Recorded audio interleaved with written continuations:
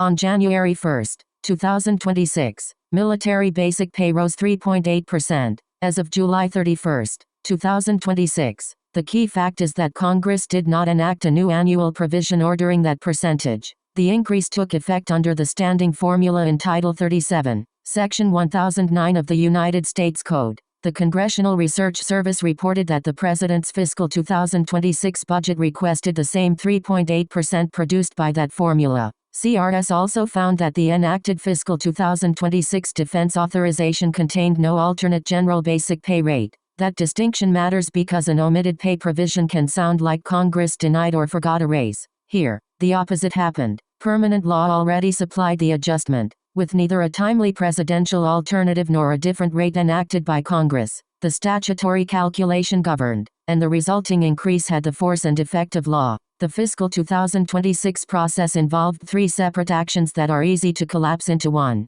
First, permanent law established an annual January 1 adjustment. Second, the administration's fiscal 2026 budget requested funding for a 3.8% across-the-board increase and identified that rate as the employment cost index increase called for by law. Third, Congress enacted Public Law 100/1960, the fiscal 2026 National Defense Authorization Act, on December 18, 2025. According to CRS's review, that law did not contain an alternate general basic pay authorization for calendar year 2026. What changed on January 1 was the pay table. What did not change was the underlying formula, and Congress did not need to repeat 3.8% in the authorization for the increase to occur. The budget request aligned with the standing rate. It did not create that rate by itself. The calculation begins with Section 1009. For eligible uniformed service members, the statute uses the employment cost index for wages and salaries of private industry workers.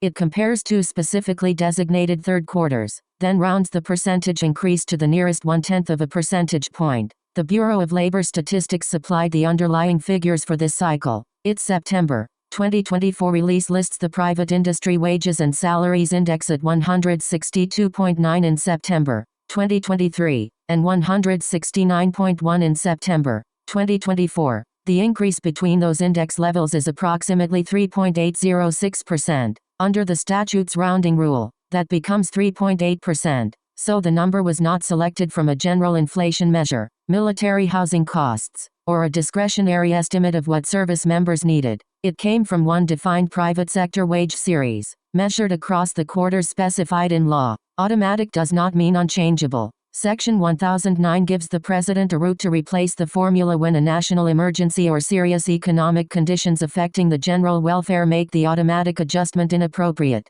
But the President must transmit an alternative plan, along with the reasons, to Congress before September 1 of the preceding year. Congress has broader legislative power to supersede both the formula and a presidential alternative by enacting another rate. CRS's historical table documents all three kinds of outcomes: years when enacted raises exceeded the formula, years when presidential alternatives reduced raises, and years when the formula operated without a separate general annual pay provision. CRS places 2026 in that last category. The legal sequence is therefore a default with two override points, not an annual raise that disappears unless lawmakers affirmatively recreate it in every defense bill. The percentage applies to basic pay rates, but it does not give every service member the same dollar increase. Basic pay varies with pay grade and cumulative years of service. The Defense Finance and Accounting Services implemented table show the monthly amounts effective January 1, 2026. One example, DFAS lists an E7 with 2 or fewer cumulative years of service at $3,932.10 per month in basic pay.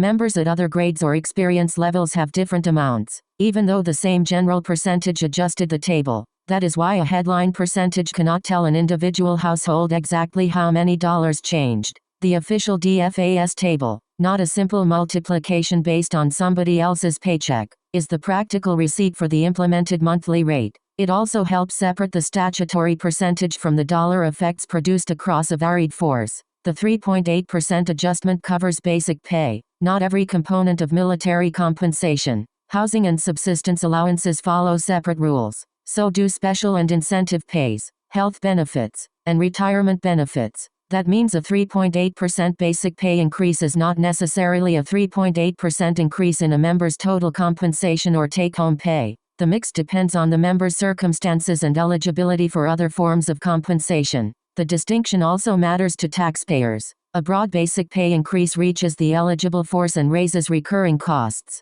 Because basic pay connects to future compensation obligations, increases can also affect retirement accruals. CBO incorporates continued employment cost index-linked raises into current law projections and has estimated that compensation costs rise when military pay follows projected EC growth. Predictability for households therefore comes with multi-year budget effects, not merely a one-year payroll change. The policy logic is best described as an inference from the statute and compensation research. Indexing basic pay to private industry wage growth creates a predictable baseline and keeps the core table connected to the civilian labor market in which the military competes for personnel. CBO has found that cash compensation affects recruiting and retention. The automatic structure also reduces the need to renegotiate the entire general adjustment every year. From a center-left perspective, that stability is a meaningful protection. Service members do not have to rely entirely on annual political bargaining to preserve the wage connection written into law. But the formula is not a finding that 3.8% was the perfect response to every staffing or affordability problem.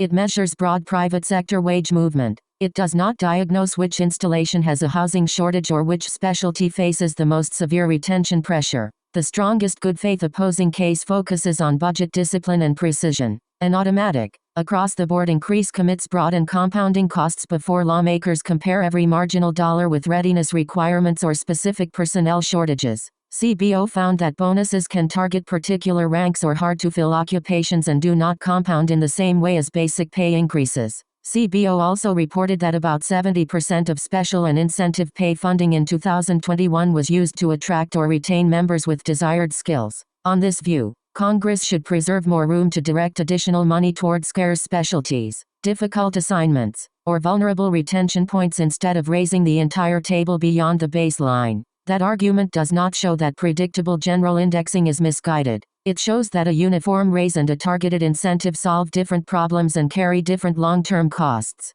Geography creates another limitation.